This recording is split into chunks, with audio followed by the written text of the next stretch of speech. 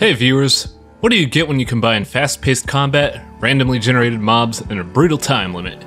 You get Risk of Rain, the latest 2D action game on Steam.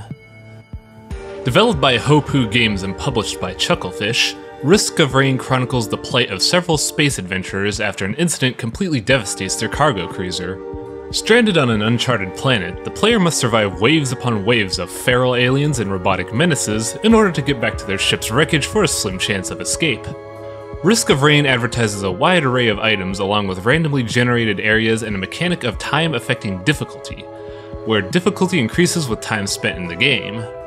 There's also a co-op mode in the game as well, allowing you to team up with 3 of your friends in order to get out of the rain. The gameplay for Risk of Rain is probably one of the best I've seen out of a 2D action game. The game starts you off with one class, but you unlock more as you progress. Each class has 4 skills. One is your basic attack, one is crowd management, one is evasion, and one is a stun. While all these skills fall into a basic archetype, each class has their way of making their trees unique.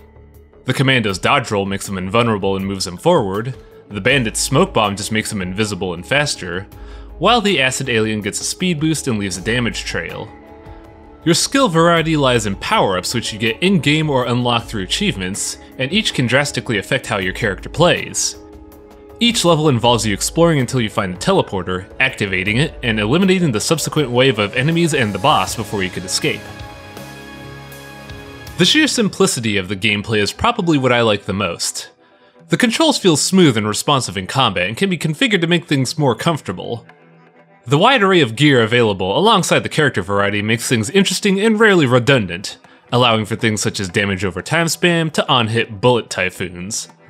So much can be done in this game and all you really use is your direction keys and 4 skill buttons, which makes things feel refreshing and easy to approach.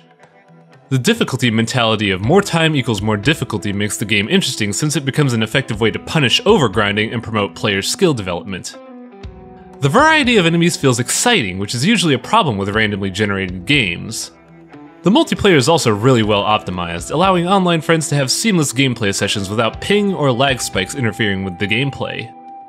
Many of the game's design choices work together very well, presenting a satisfying game experience that is always fresh and new. One issue I have with Risk of Rain, however, is the difficulty. The game overall just feels mercilessly hard, and this is on the normal setting. The way difficulty works is that the 3 modes at the beginning determine how fast the difficulty gauge fills up. And as the gauge fills up, the frequency of champions and boss monsters alongside the number of regular enemies increases. This makes the game feel like it was built and balanced around multiplayer, which is irritating because if you play solo, then you'll find this game much harder to approach. Because of the game's difficulty model, rather than it being easy, normal, and hard as the game states, it feels more like normal, very hard, and god hard modes, which can make the player feel very distraught. It also doesn't help that many of the later enemies become indomitable bullet sponges once the difficulty meter reaches I see you mode, which really slows down the pace of the game when a huge mob of enemies just won't die.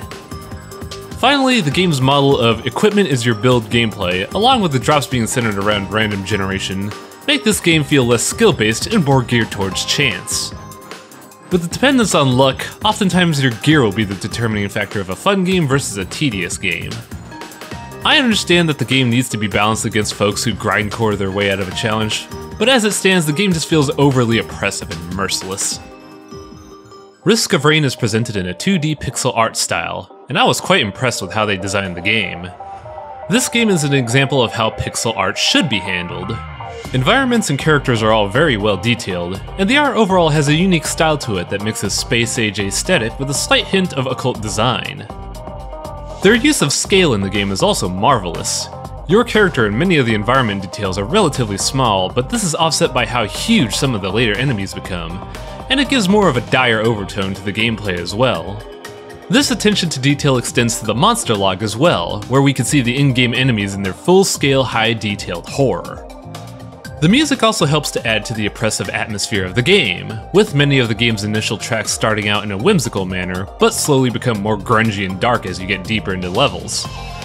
All the game's design choices come together to make Risk of Rain a visual wonder to behold.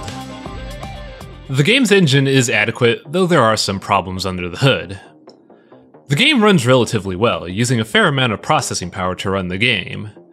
The game rarely slows down, only tanking if you ever manage to kill a huge crowd in one shot and suddenly see a cornucopia of item pickups.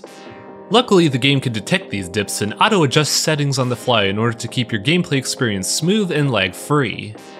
The game has keyboard and controller support, allowing full range of controller models and letting you bind each function to what you desire.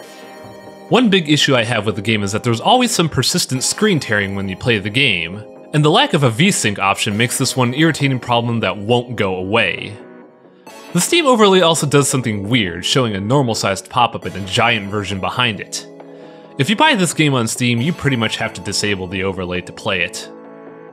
The game's options are all run-of-the-mill, though resolution is 1 to 3 times size rather than actual resolutions, which is somewhat frustrating. Though this game has some problems, the developers are still actively polishing the game engine, so odds are these problems will become moot in the future.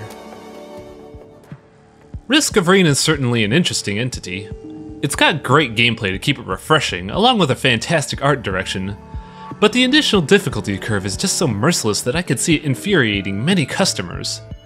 If you got friends that you co-op with often, then I could definitely recommend Risk of Rain since it facilitates multiplayer well and it's easy to pick up whenever.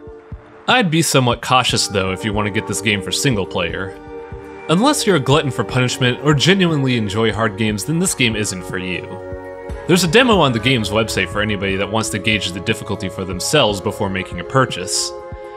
If you take the risk though and wrap your head around the difficulty curve, then this game is certainly a hidden gem that can be enjoyed for hours on end. I certainly can't stop playing.